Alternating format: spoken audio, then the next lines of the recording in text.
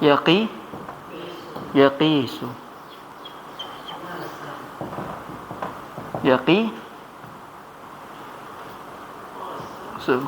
Ada yang bilang yasa yisu. Wazannya fa'ala yufa'ilu. Aina sahih? Dari dua fi'il ini mana masdar yang sahih dari al-qiyas ini? Yang fi'il pertama atau fi'il kedua? Pertama yang sahih al-qiyas.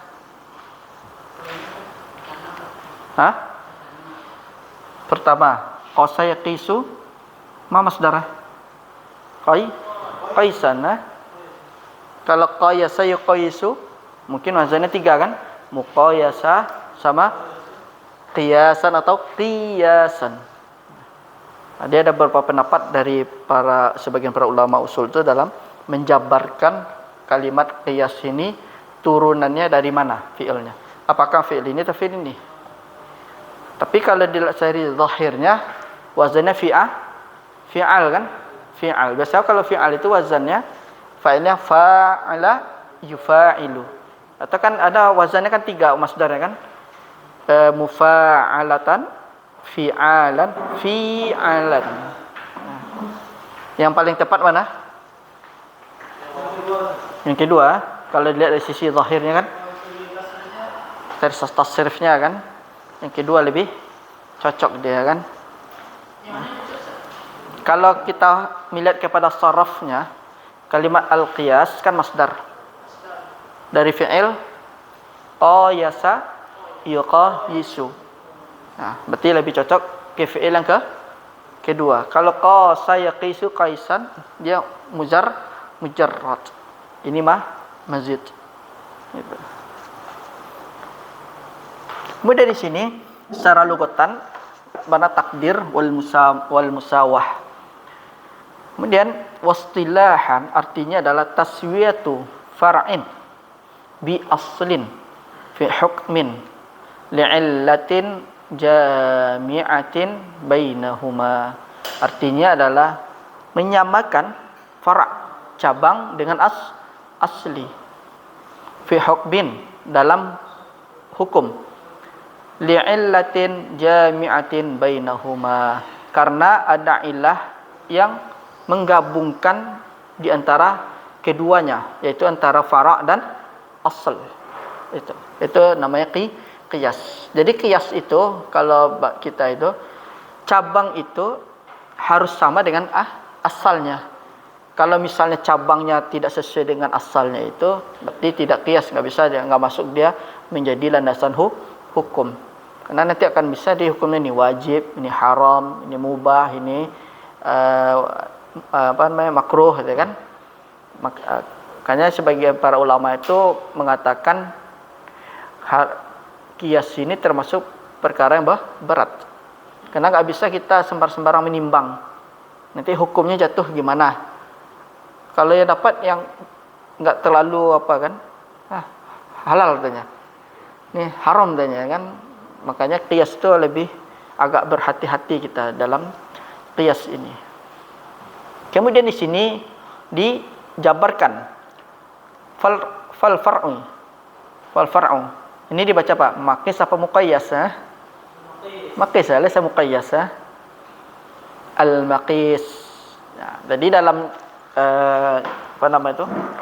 usul itu dalam usul arkanul qiyas kam arba'ah. Ini namanya arkanul qiyas.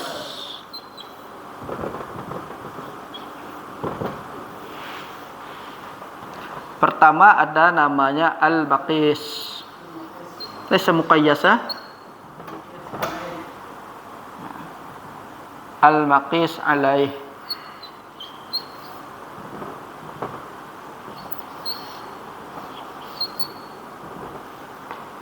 Kemudian ada namanya al-hukmu. Ada namanya al-illah. Al-hukum dia. Misalnya di dalam pembelajaran qiyas biasanya cuman orang kadang nyebut al-maqis saja. Kalau sudah bilang al-maqis berarti gambaran kita kepada al-fara'. Al-fara'. Berarti kalau disebutkan dalam kitab-kitab atau kita belajar qiyas al-maqis katanya. Berarti namanya al-fara'. Al-maqisu alaih berarti al-asl. Kemudian al-hukum, hukum kan? Hukum itu kan yang asal kan? Iya. Hukum awal dari asal kan? Iya, dari apa namanya? Yang asal kan? Yang hasilnya itu kan. Al-hukum itu dia yang kayak apa nama tuh menghasilkan seperti hukum taklifi. Hasilnya dia. Al-illah sebab. Iya.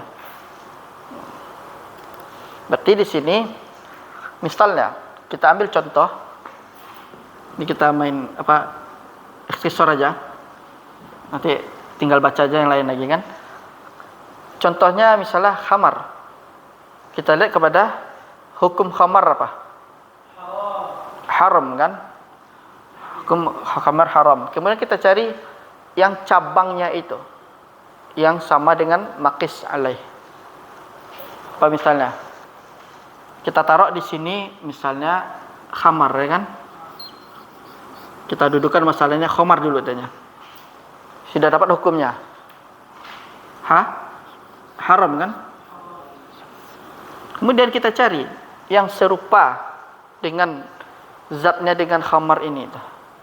Dan dia ada ilahnya di sini dia. Sehingga nanti dapat far'anya kan? Apa contohnya misalnya? An-nabidh ya? Nabidh. Perasan. Nabidh. Nabidh itu perasan. Perasan dari nab. Nah, diperas agak bertahun-tahun. Nah, bisa juga tuh. Ilahnya ini nabath sama khamar harus sama. Ya kan? Nah. Kemudian dia dapat hukumnya dia haram. Kan kita harus tahu kok tiba-tiba haram dia. Ya kan? Harus tahu ilahnya terlebih dahulu. Apa ilahnya di sini? Iskar. Memabukkan. Jadi nabidh ini yang kita peras inab itu anggur itu yang diperas makin bertahun-tahun puluhan tahun makin enak anggurnya itu kan. Dia ini sama kedudukannya dengan khamar. Apa sebabnya? Iskar sama memabukkan. Khamar memabukkan, nabidh yang sudah di apa juga bisa memabukkan. Kemudian dapat hukumnya. Apa hukumnya? Kalau dia memabukkan berarti hukumnya haram dia. Dikiaskan dia. Khamar dia itu. Al-fara' dan asal ini harus sama dia. Harus sama dia. Kalau ilahnya kan kalau kita katakan sifat dia artinya. Sifah dia itu. Kalau ini bisa jadikan ja'alahu maklulan. Yang dijadikan landasan dia. Jadi sifatnya harus sama. Kalau misalnya syarat membuat kias itu fara' dengan asal itu harus sama. Yang paling terpenting itu dalam kias itu di ilahnya ini. Ini paling terpenting. Kalau ilahnya ini sama-sama memabukkan, maka akan didapati sebuah hukum. Contohnya misalnya dalam perkara riba misalnya kan. Riba itu apa nama itu? Seperti makanan misalnya kan. Ta'am misalnya kan. Nah, asalnya misalnya ibaratnya apa kita ambil bur. Mana bur? Gandum kan? Bur. Cari yang sesama dengan bur ini. Apa misalnya? Yang faraknya. Beras atau rozon kan? Berarti kan sama dengan bur sama biji-bijian asalnya kan? Kan udah sama dapat tuh, fara' dah asal. Tapi katanya jangan salah, itu bisa jadi riba katanya. Jadi riba. Dan juga hukum riba adalah haram. Hukum sudah dapat nih kan. Yang kita cari sekarang asal muasalnya, kok bisa sampai di bur dengan apa namanya itu? Buruz tadi kok bisa dikatakan dia bisa haram hukumnya dan dia termasuk riba, kan? Harus tahu ilahnya. Apa ilahnya di sana sehingga dia diharamkan, ya kan? Sehingga dia jatuhnya kepada riba.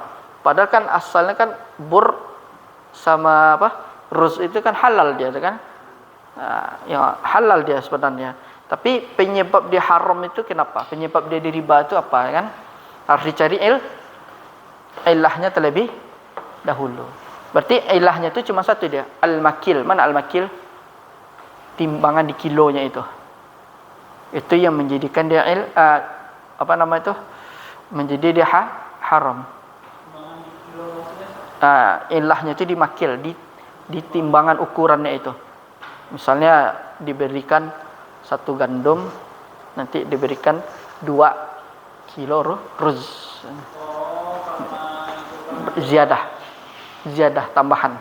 Kan apa?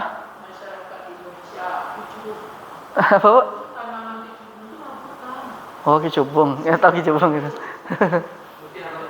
Kalau memang dia haram, kalau dia memang ada ilahnya di sini, dia dilihat kepada ilahnya itu. Berarti dia nanti jatuhnya sama dengan khamar. Anggap aja misalnya faraknya kecubung tadi, kan. Kemudian si kecubung ini kapan dia setara dengan khamar, ya kan?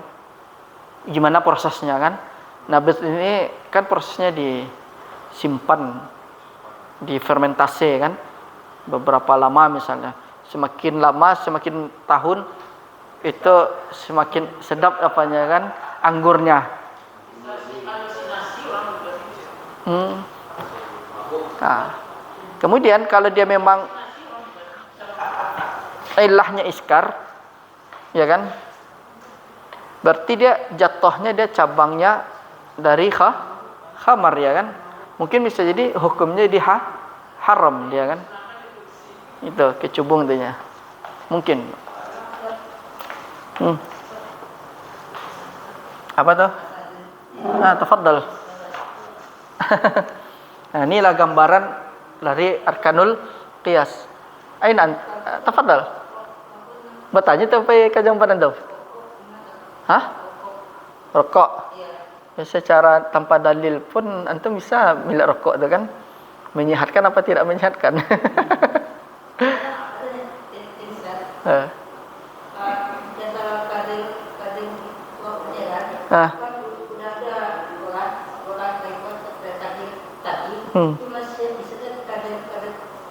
Iya. Mungkin bisa jadi sulit meninggalkan rokok, kan, belum move on, kan. Iya. Fatwanya sudah ada misalnya, kan. Kalau itu hasil yang antum sebut tadi itu adalah hasil dari keputusan tarjih, nasadah. Itulah hasil keputusannya dah. Tapi antum ilahnya antum carilah di boleh, kan? Iya.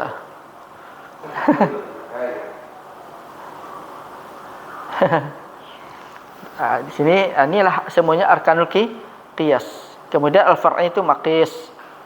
Wal aslu maqisu alai. Al-hukum itu maqtadahu ad-dalilu syar'i. Apa yang diinginkan oleh dalil syar'i. Jadi hukum itu bisa wujub, tahrim, sihah, fasad atau ghairiha. Jadi maksudnya di sini adalah hukum di sini dalam kias, hukum yang didapati nantinya bisa masuk kepada hukum taklifi, bisa masuk hukum wad'i. Jadi misalnya kalau kita dalam membahas bab qiyas, hukum yang didapati dari bab qiyas itu bisa hukumnya taklifi atau wad'i itu. Kemudian yang mana hukum taklifi? Wujub dan tahrim. Kemudian siha fasad. Ini hukum wad'i namanya. Itu maksudnya dia. Kemudian wal illah. Wal illah tu katanya al makna alladhi thabata bisababihi hukmul asli katanya. Illah itu adalah makna yang mana ketetapkan hukum asli bisababihi dengan sebabnya itu. Wa hadhil arba'atu arkanul qiyas, dan ini adalah dinamakan empat ini namanya arkanul qiyas itu. Kemudian wal qiyasu ahadul adillah allati tasbutu biha al ahkam syar'iyyah. Qiyas itu salah satu dalil yang ditetapkan dalam hukum syar'i. Tapi berbeda dengan zahiri. Zahiri itu mereka mengatakan enggak ada qiyas saja. Zahiri tidak pakai qiyas dia. Dalil itu kata mereka itu cuman Al-Quran, Sunnah, ijma'. Jadi menurut mazhab zahiri tidak ada qiyas katanya. Enggak ada dalil qiyas itu, atau qiyas itu bukan bagian dari hukum syar'i. Nah, mereka itu berdalil dari misalnya mengkiaskan sujud ketika ketika syaitan diperintahkan sujud kepada Adam, ya kan, katanya enggak mungkin dikiaskan sujud seperti itu, ya kan. Itu pendalilan dari zahiri. Kemudian bagaimana ulama Ahlus Sunnah menanggapinya? Yang pertama adalah zahiri itu masih bagian dari muslim.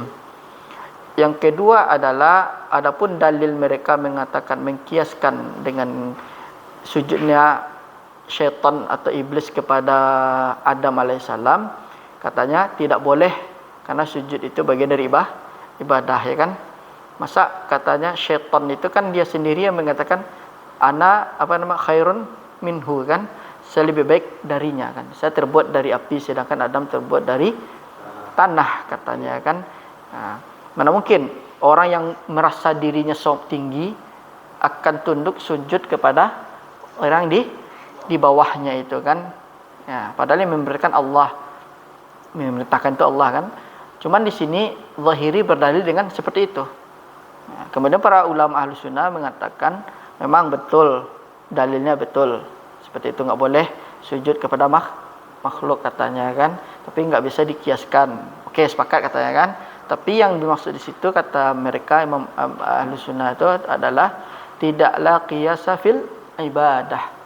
Enggak ada qiyas dalam ibadah. Jadi yang jadi qiyas itu biasanya dalam cabang-cabang ibadah. Dalam usul ibadah, pokok-pokok ibadah itu tidak ada namanya qiyas. Seperti mengkiaskan sujud kepada makhluk dengan mengatakan syaitan atau iblis diperintahkan oleh Allah untuk sujud kepada Adam. Lalu dikiaskan, oh berarti boleh sujud kepada makhluk katanya kan. Jadi pandangan al-zahiri menganggap kias itu tidak ada, nanti dikiaskan bolehnya sujud. Padahal bukan itu maksudnya kan. Jadi al-zahiri itu mungkin bisa jadi keliru dalam memahami dalil yang seperti itu. Makanya ulama Ahlus Sunnah itu mutawassit mereka itu kan. Zahiri masih muslim. Dalilnya benar. Cuma penempatannya itu. Bukan itu. Memang kita sepakat la qiyasa fil ibadah. Memang enggak ada qiyas dalam ibadah kan. Ibadah pun enggak ada diqiyas. Misalnya salat, misalnya sudah ditetapkan sujud. Sujud misalnya kan. Kita kan sudah tauqifi itu kan. Sujud seperti ini kan. Kemudian lakon itu kan ditambah misalnya dalam satu rakaat itu bisa berapa kali ruku atau sujud ya kan. Nah, itu kan kiasnya apa ada? Dicari yang lain kiasnya. Berarti itu kan tidak bisa kan, enggak ada kias dalam ibadah. Nah, kecuali yang mungkin menjadi kiasnya itu dalam cabang-cabang ibadah itu. Nanti untuk mengkiaskannya itu hukumnya gimana? Tetap harus kembali seperti pakai ini lagi. Enggak bisa kita katakan oh ini itu harus teliti terlebih dahulu sebelum kita menetapkan sebuah hukum. Kalau kita mengambil hukumnya dari kias, oke, dari saya kias. Coba buktikan kalau kamu mengambil pakai kias katanya. Baru dipakai arkanul qiyas. Cocok yang pada empatnya, maka menjadi hukum. Berarti yang dia kiaskan itu berarti kiasnya berlaku gitu. Kalau misalnya hilang salah satu dari sini nggak cocok, berarti tidak bisa menjadi kias. Oh, saya berdalil dengan kias. Oke. Mana buktinya tuh? Coba jelaskan kepada kami, paparkan kepada kami, katanya kan. Ternyata cocok dengan rukunnya itu kan, maka dia nanti oke. Berarti hukum yang disebutkan oleh para ulama ini dalilnya berasal dari qiyas, bukan dari Quran dan hadis atau ijma itu. Tapi tetap juga hukum asal semua dalil-dalil itu kan ada yang muttafaqun alaihi sama mukhtalafun fih. Nah, usulnya dalam kita itu cuma dua, Quran dan hadis. Adapun ijma dia termasuk dalil muttafaqun alaih. Cuman sebab terjadinya ijma itu kan tetap dalilnya dari Quran dan hadis, ya kan? Sumbernya tetap dari Quran dan hadis. Qiyas juga nanti dijadikan landasan dalil karena ada penyebutannya dalam Quran dan hadis. Tapi cuman para ulama membagi qiyas dan ijma masuk dalam muttafaqun alaihi. Yang lain al-istishab atau mukhtalafun fi. Tetap semuanya itu sumbernya Quran dan hadis. Cara memahami para ulama itu mungkin kalau kita tidak belajar nggak akan ketemu. Tapi kalau kita belajar, oh ternyata pengambilan dari istishab itu ayatnya ini, dalilnya ini misalnya kan. Nah, diambil lah, diracik. Oh berarti namanya hukum kalau seperti ini namanya misalnya al-masalah mursalah misalnya kan, atau nama istihsan namanya kan. Tetap sumbernya Quran dan hadis itu mereka itu para ulama tuh. Sebenarnya kita ini sudah enak posisi kita, tinggal mempelajari aja lagi yang sudah ada itu. Kalau misalnya para ulama kita dahulu itu tidak menjadikan qiyas sebagai landasan hukum, mungkin kita nggak akan tahu, repot. Nggak ada di Quran nih, nggak ada, nggak ada di hadis nih, nggak ada, nggak ada di ijma nih, nggak ada, ya ketemunya nanti di qiyas itu.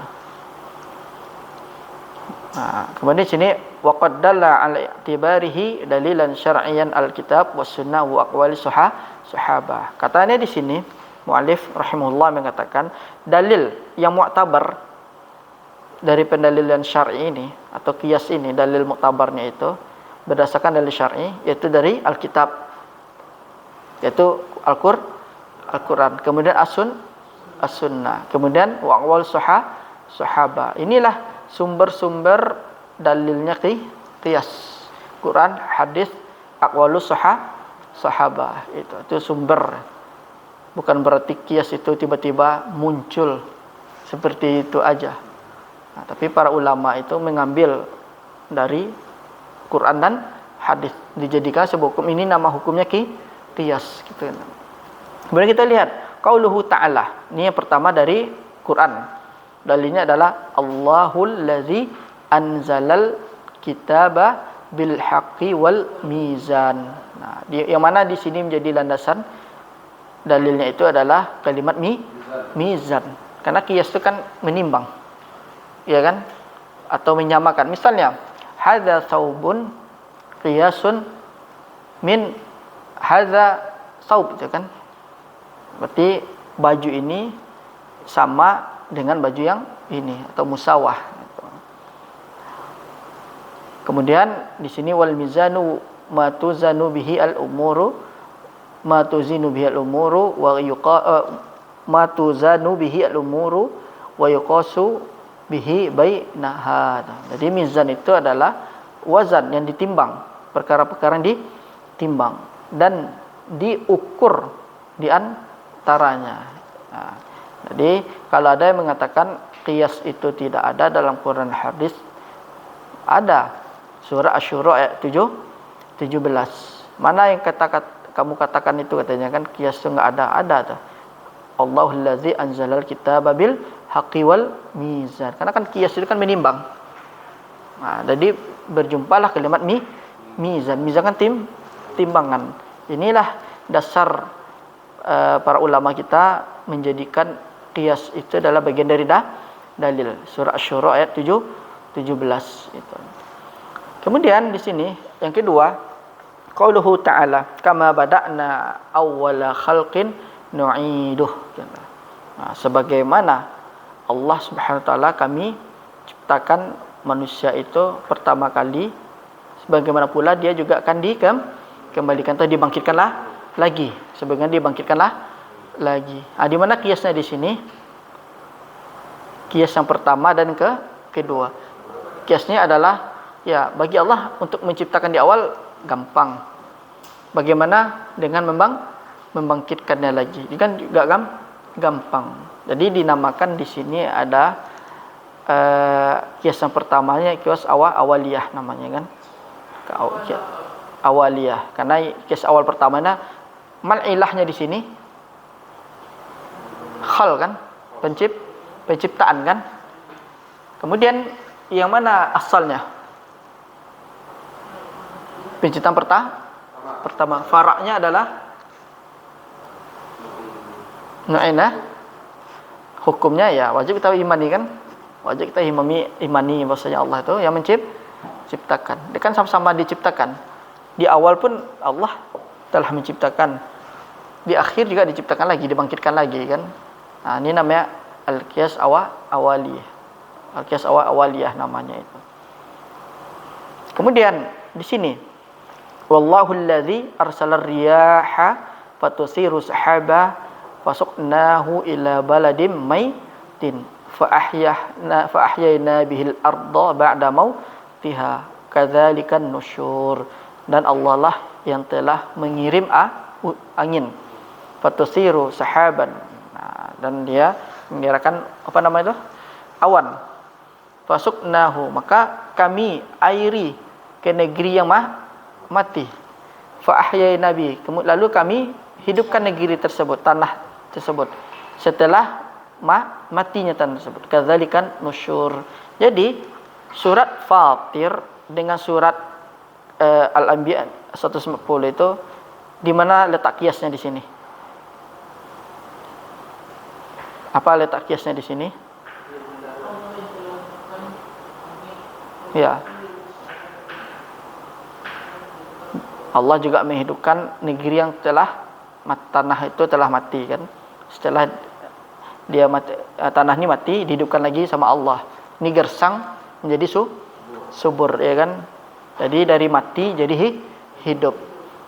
Apa kaitan kiasnya antara Al-Anbiya 104 sama Fatir 9 ini? Kiasnya apa? Nah, apa ilah kiasnya di sini?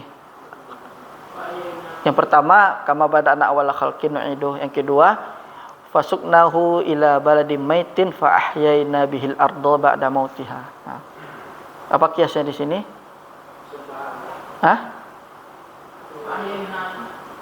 Berarti kiasnya khalq, penciptaan.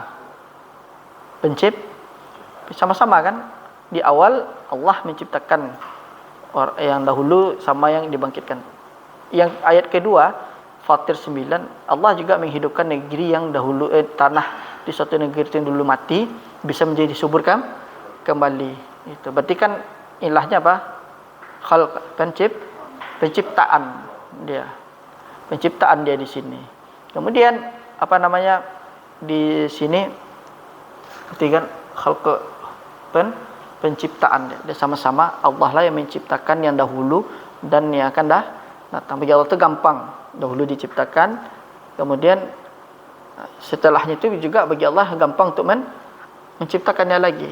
Ini namanya kiasnya, nama kias musawi. Jadi Fatir 9 ini namanya kias musawi. Samanya dengan apa? Yang Anbiya ayat 104. Itu sama-sama pencipta khalq. Yang pertama namanya kias awali, yang kedua kias musawi. Gitu. Jadi ini harus sama nih, sama-sama penciptaan. Kalau berbeda aja sedikit ini, berarti nggak akan masuk ke kias. Inilah ayat yang kedua inilah menjadi landasan dinamakan adanya hukum qiyas itu. Kemudian fasyabbahullahu ta'ala i'adatal khalqi biibtida'ihi.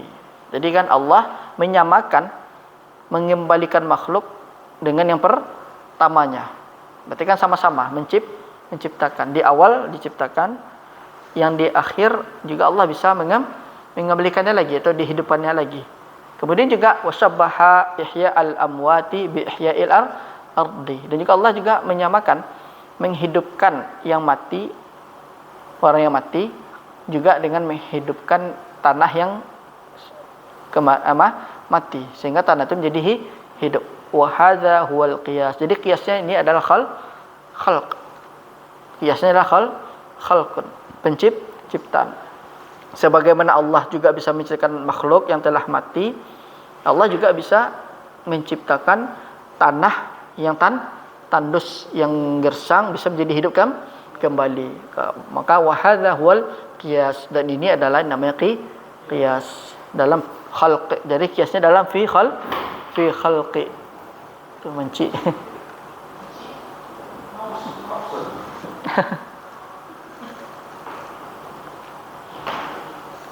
Itu dalil dari Quran.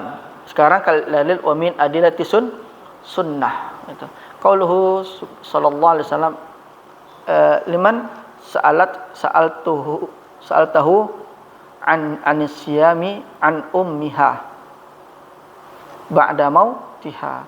Jadi yang mana kamu bertanya kepada Rasul sallallahu alaihi wasallam tentang saum, yang mana saum ibunya setelah kematiannya. Jadi pertanyaannya kepada Rasul, sahabatnya bertanya, bagaimana ya Rasulullah kalau sekiranya saumnya ibu saya ini, itu kan setelah dia meninggal, ya kan, bagaimana?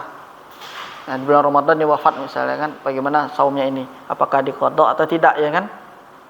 Kemudian a'raiti law kanat liman sa'alathu. Jadi di sini kalau liman sa'alathu, perempuan. A'raiti law kana ala ummiki dainan qadaituhu faqaditihi. Maka bagaimana menurut kamu tuh sekiranya ibumu ada dainun, itu hutang, maka kamulah yang akan membayarnya, kan? Akana yu'addi zalika anha, apakah ditunaikannya seperti itu? Qala na'am, qalat na'am. Jadi wanita itu kata iya. Qala fasumi an ummik. Di sini Rasul sallallahu alaihi wasallam mengatakan, langsung menggambarkan antara dain, hutang puasa, dengan hutang yang lain itu. Nah, di sini kesimpulannya adalah hutang puasa itu tetap dibayar. Begitu pula hutang dengan makhluk. Jadi kiasnya apa di sini? Hak Allah dengan hak adami. Jadi hakullahi wa hakul adami. Jadi ilahnya di sini adalah apa? Dain. Hukumnya gimana? Wajib, ya kan? Kemudian faraknya mana?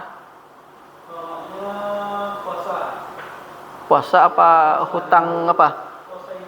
Puasa ibunya. Asalnya dain. Hutang. Inilah dari hadis inilah kita dapat menyimpulkan, kata Rasul, fasumu an ummiki. Lalu kita simpulkan hutang di bulan Ramadan yang ditinggalkan oleh orang tua sama wajibnya membayar hutang manusia. Berarti hakullahi wa hakul adami. Hak Allah yaitu saum. Haknya adami apa? Dibayar hutangnya. Nah, berarti sama-sama ilahnya membayar hutang. Si fulan punya hutang 2 juta, dia harus wajib bayar. Kok bisa seperti itu, kan? Misalnya antum malas ngasih dalil yang sorehnya, kan? Mungkin antum bisa datangkan dalil yang dengan qiyas, pakai hadis ini.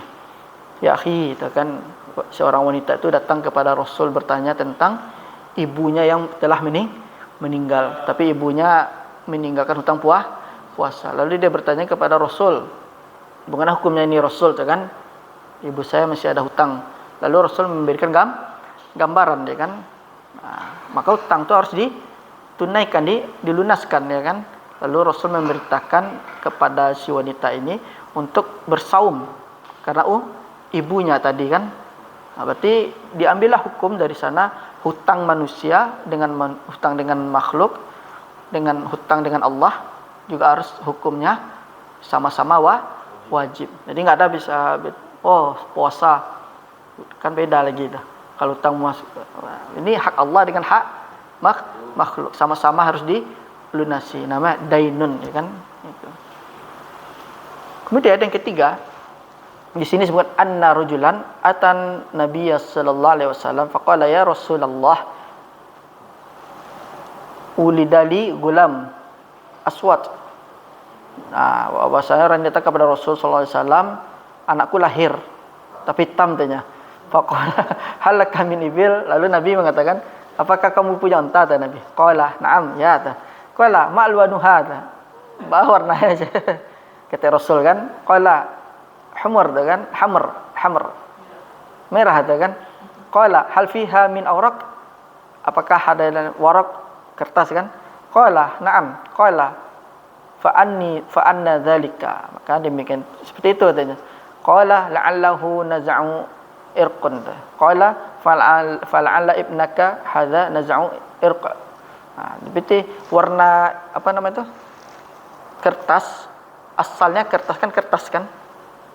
Tapi warnanya ada putih, ada hitam, ada seperti ini kan. Tapi dasarnya dia tetap dinamakan kertas. Begitu pula Rasul sallallahu alaihi wasallam mengkiaskan misalnya ibil tadi. Ya namanya tetap ibil, cuman yang berbeda warnanya ya kan. Jadi si istri suaminya ini ragu nih ya kan. Ini anaknya ini anaknya asli kan. Iya. Nah, di kiasnya di sini apa?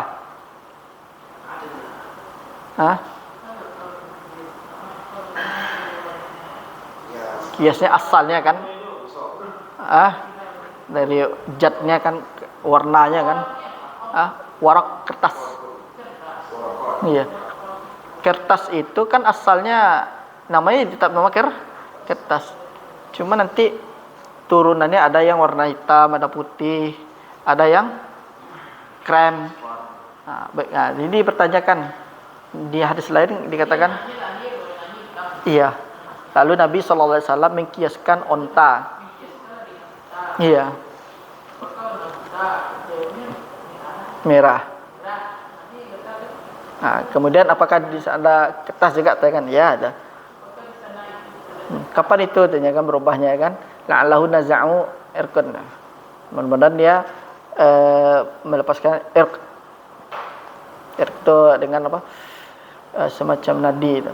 Fa'ala ibnaka hadza naz'uhu irq. Mudah-mudahan anakmu ini adalah terlepas dari irq, ikatan ya kan. Iya, dia tetap masih dalam ikatan dia itu. Cuman yang warna beda. Kita aja kan dalam keluarga ada yang putih kan. Pabriknya satu kan, cie kan.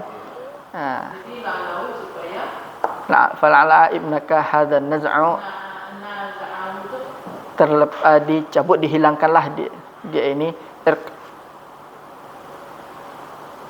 itu kan bisa dengan uratnya itu. Irqun kan urat. Irqun itu kan urat. Tadi kalau kita lihat di sini, Rasul sallallahu alaihi wasallam memang manusia paling cerdas beliau ini. Faham.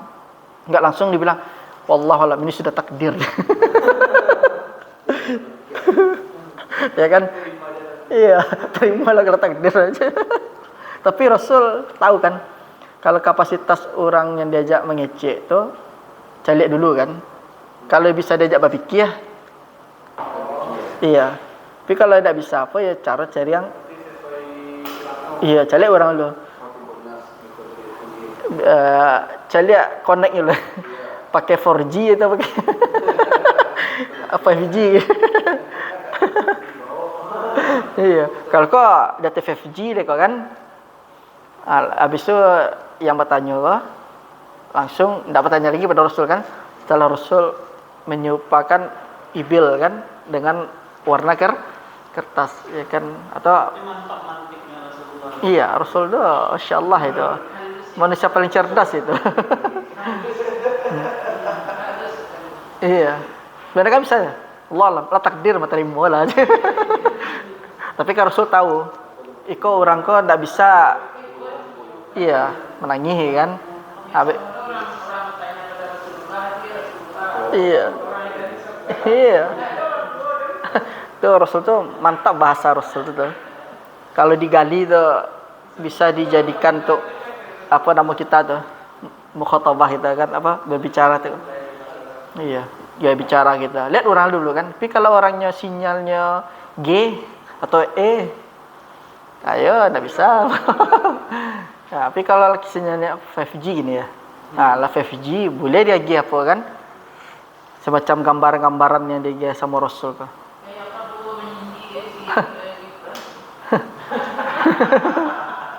Iya. Itulah bahasa Rasul tuh.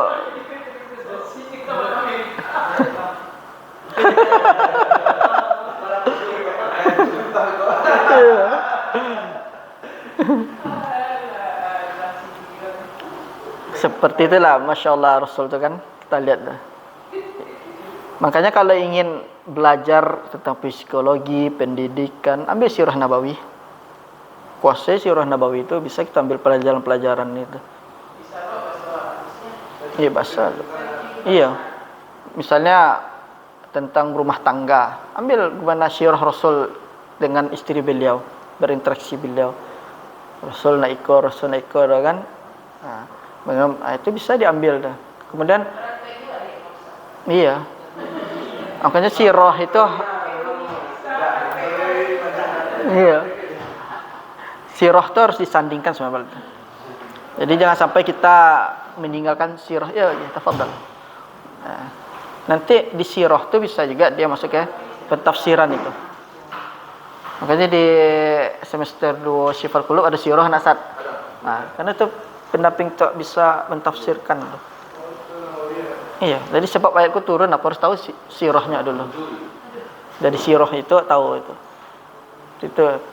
Jadi kan kalau sebagian ustaz kan ada yang fokus ke sirah itu kan, tapi Masya Allah ketika menjelaskan apa dapat dari sisi psikologi pendidikan ba umat kok sampai modeko kini itu kan ditarik dari sirah itu. Dapatnya bisa menyimpulkan kalau umat ini ingin berjaya tuh. Lihat di sirah Rasul mentarbiah umat. Para sahabat dulu. Kemudian kurikulum pendidikan terbaik itu dari Rasul. Nah, kalau ingin tahu baca sirah Rasul. Allah maman tuh mah, beko kita saya mengembangkan. Tidak perlu kita sebenarnya mencari yang lain itu. Iya. Iya. Yang itu sebagai penunjang saja. Penunjang saja kan. Misalnya ini bagian dari tim inti gitu. Kalau di tim ini nak tim inti dah, sebagai tim penunjang saja. Agak kurang kau step mungkin nikah. Bisa kita pakai, bukan? Iya. Jadi tidak harus lo kita mengatakan kita buang lo yang teori-teori barat itu kan itu salah lah kan. Tetap kita ambil sesuai dengan apa? Kalau bisa jadikan penunjang saja kan. Kalau ingin intinya ambil di sirah itu. Pendidikan tuh, Masya Allah itu. Keren tuh. Baik sekolah berajasi dari sirah itu kan. Baca Rasul baik kurikulum pendidikan itu. Gitu. Pada sirah lah. Iya, antum cari lah. Ikut kan BK gua. Baru Rasul ke interaksi gua. Bimbingan konseling bertanya ke Rasul lah. Nah, jadi antum harus posisi antum sebagaimana yang Rasul sampaikan. Nah, misalnya orang konseling itu, terima lah tu, tak boleh itu aja. Tahu tak so? Cari Rasul berinteraksi kan? Iya. Iya, maka dia sebuah perumpamaan sama Rasul. Nah, di sinilah kiasnya Rasul sallallahu alaihi wasallam. Jadi kias itu sudah ada sebenarnya. Cuman belum takwin, apa namanya? Belum ditulis, belum dibukukan, belum diapa. Semua itu. Sampai jam berapa saya? Entah, masyaallah. Tahal waktu. Subhanakallahumma bihamdika asyhadu an la ilaha illa anta astaghfiruka wa atubu ilaik. Assalamualaikum warahmatullahi wabarakatuh.